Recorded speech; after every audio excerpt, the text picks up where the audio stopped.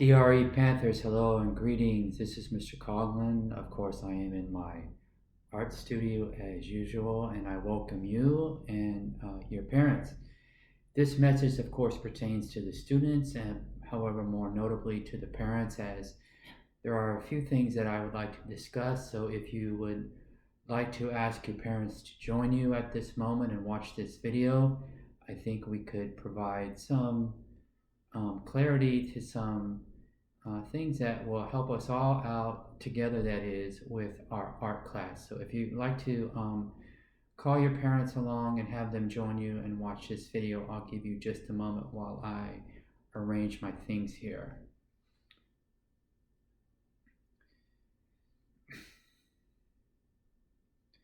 Okay, first of all, thanks to all those who have wished me well during these times, which we all understand. Myself and my family are doing just fine. It's very encouraging to find messages from both my students and the parents asking me about my well-being, and everything is fine and well. Thank you again, and of course I wish you all the best during these times, and I think that together we'll make it just fine. Today is Sunday. I'm recording on Sunday because I would like to have this video posted on Monday for all to see, so that we can simplify some matters that have come to all of our attentions. I may, by the way, post this video a few different times just to be certain that students are aware of it, and that students are certain how the procedures in art class and how things are going to go. Of course, you may recognize my work that I'm working on here. It is the initial composition of the model that, or I should say the subject that was here the other day, and I stopped at this stopping point after I drew the lines of symmetry through the middle of the subject's face, or the eyes, the nose, and the mouth, and some of the detail, including the shape of the face that I refer to as an egg. Okay, so there have been a number of submissions, meaning some students have already posted their completed work. However, I would like to show you something here so that you can properly and very simply submit a single submission on Edmodo. I drew up this simple sketch here to show you how things could potentially work. This, of course, is the Edmodo site, and I am just making up a student's name here. I'm calling her Alyssa Sanchez, and it says posted to art. This is how it generally appears on my post here in Edmodo. What students need to do, parents, if you wouldn't mind watching this part with your students, with your child, this would be wonderful to help everybody be a little bit more simple and efficient with their work. When you send a single post to me in the future, in a few weeks that is, you will, in the message section, state the name of the student, Alyssa Sanchez, the grade 4, the section, in this case 407, and for example Ms. Gonzalez, and the student number 1, 2, 3, 4, 5, 6, or whatever the student number may be. Okay, inside of the same single message, what you are going to do is post 4 photos of the sequential progress that you've made with the portrait. For example, this particular one, the portrait composition, relates directly to this portrait composition here. Notice that I stopped at this point and I stopped at this point.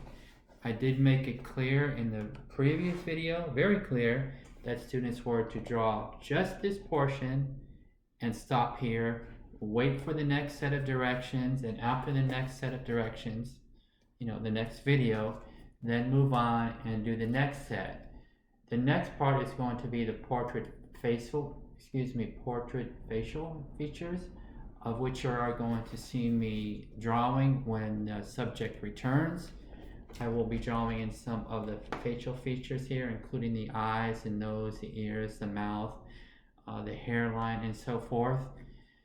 And then after that, there's going to be a portrait detail additions, meaning I'm going to detail in where the eyebrows go, any particular details the model may have on the face of the subject, like a freckle, or if somebody's wearing earrings, or whatever the case may be. I'm going to be adding in the portrait details additions in the following one, and then finally the completed portraiture, where I will have yet another video where the hair is completely drawn in, all the facial features, the clothing from about the shoulders and so forth up, any earrings, eyebrows, everything. It will be a completely completed portrait, if you will. So let's make sure we understand this clearly.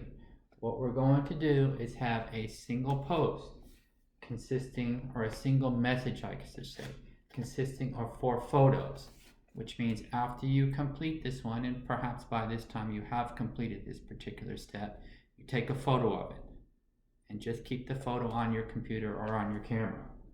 Next, you do the portrait facial features, take a photo of it, and stop. You don't do that yet because I haven't posted that yet. Just wait for me to draw the portrait facial features.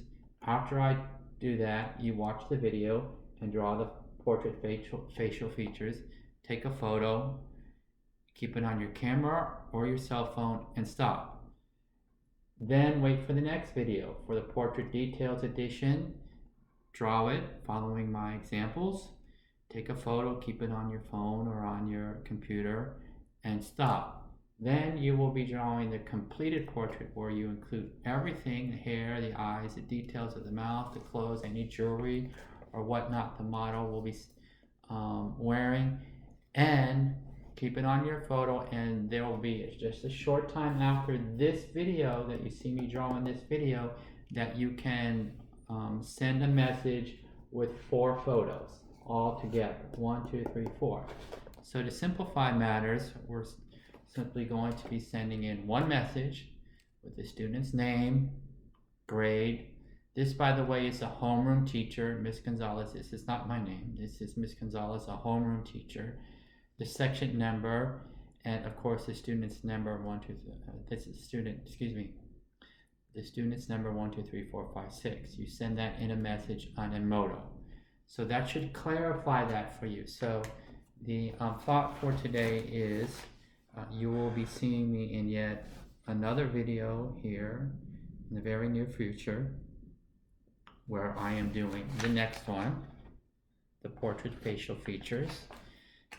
Following my example, you will draw the portrait facial features, take a photo and stop, and do that for the next 2.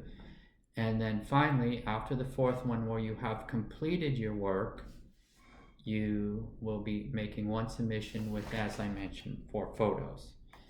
Lastly, I would like to let you know that as far as the grade level goes, parents are welcome to help 2nd graders draw some of the, I should say, details and forms on their portrait. 3rd graders, help them just a little bit here and there drawing. 4th graders, 4th grade parents, draw as little as you possibly can. And of course, 5th graders, they should be on their own to draw. However, parents are welcome to talk with their child as they go through the process of drawing the portraiture. That is 5th graders and 4th graders, and of course 3rd and 2nd graders alike, and talk to them about how it's coming along and offer them some ideas and perhaps suggestions. Just at the 5th grade level, the 5th graders should be drawn all on their own, and maybe even the 4th graders, or if the 3rd graders and 2nd graders feel very confident and want to do that on their own, then of course they can. So I'm going to be looking forward to working with you. You can, of course, by the way, on the interim between this video and the last one, send me a message about, a question, whatever it is, and I will do my best to answer whatever it is that you have in a message. Be mindful that I have all the students between 2nd and 5th grade, so there's quite a bit of messaging coming in and out. If I don't get to yours, well, just try to see perhaps if somebody else left an example there. But nevertheless, I'll do, as you very well know, my best. Again, DRE students, Panthers, and your family, I wish you the very best during these times. Thank you again for all the wonderful notes wishing me well. I am, as you see, just fine and well. And I will look forward to your artwork and perhaps seeing you all one day again soon.